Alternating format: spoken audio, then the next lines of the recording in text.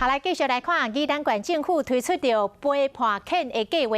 甲人弃养袂甜的狗仔严格来训练，甲因变做会当陪伴老人甲囡仔的陪伴犬。到5只经过训练的狗仔，今仔日来到头城国小附设的幼稚园，陪小朋友做伙上课。这小朋友是欢喜甲袂顾哩。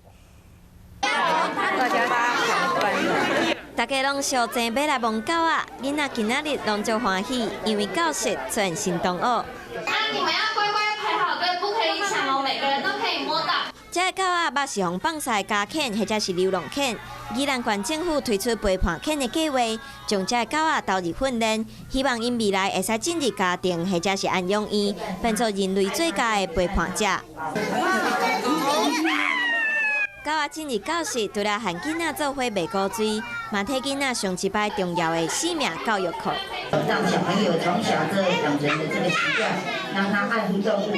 希望这个动物在大家的照顾之下，能够呢让家庭更协和、更温馨。自从临安乐死的政策启动，流浪动物的收容空间就搁较暗。陪伴犬的计划，希望会使带来一波认养的机会，让流浪动物拢有温暖的厝。